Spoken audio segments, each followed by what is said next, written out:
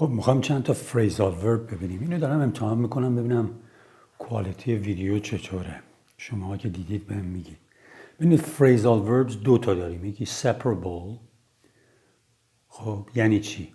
ببینید میگید to take off یعنی در آوردن. خب to take off یعنی در آوردن. حالا مثلا میخوای بگی کفشامو در آوردم، هم میتونید بگید I took my shoes off. هم میتونید بگید I took off my shoes. یعنی take و off و separable میتونید جدا بکنید. این مفعول رو وسطش بذارید. فقط وقتی این کار رو میتونید بکنید که مفعول شیء shoes کفش اگر ضمیر شخصی باشه خب اون کار رو نمیتونید بکنید. ببینید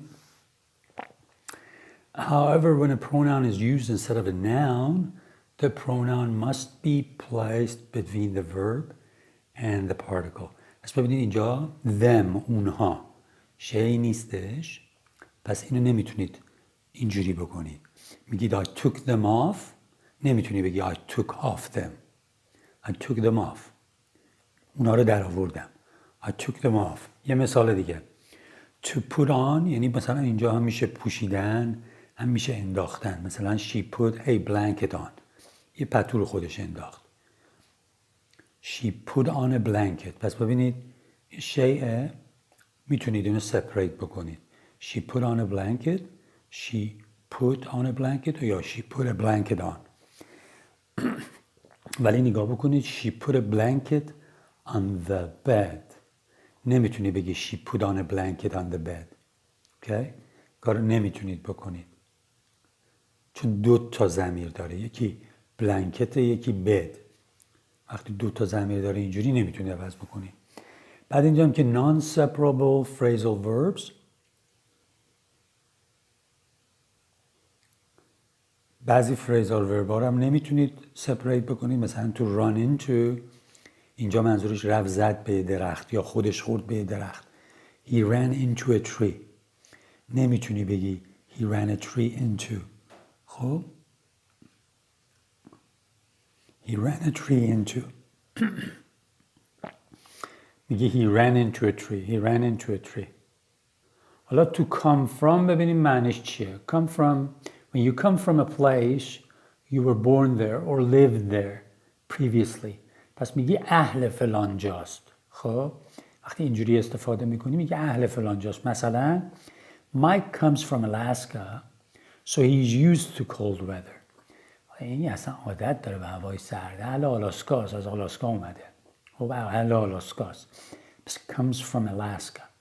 Mike comes from Alaska. He's used to cold weather. حالا ببینید معنی دومش when you come from a family or social situation, your past experience helps to explain your present attitudes and behavior. حالا این به معنی دیگه Jane had a difficult childhood.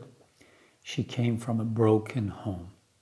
خب بچگی خیلی مشکلات داشت. به چه دلیل؟ دلیل she came from a broken home. اینجا یعنی خونه‌ایه که پدر مادر طلاق گرفتن. خب خونه خانواده درستابی نبوده. She came from a broken home. Jane had a difficult childhood. یه مثال دیگه ببینید اینجا هم to come from. When something comes from a source, that is where it's originated. خب این اصل یه چیزی رو حالا میگه. ببینید the word algebra comes from Arabic. واژه الجبرا جبر دیگه داستان جبر رو از عربی گرفتن. این از ریشش عربیه. از زبان عربی میاد. The word algebra comes from Arabic. The mechanic heard a strange sound coming from the engine. The mechanic heard a strange sound coming from the engine. مکانیکی صدای عجیب غریبی از موتور شنید. خب داشت چک میکرد ماشینو، متوجه شدی صدای عجیب غریبی داره از موتور میاد. Okay? Coming from. Alright. حالا اینو میذارم فقط ببینم که کوالیتی ویدیو چجوریه، میتونید بخونید.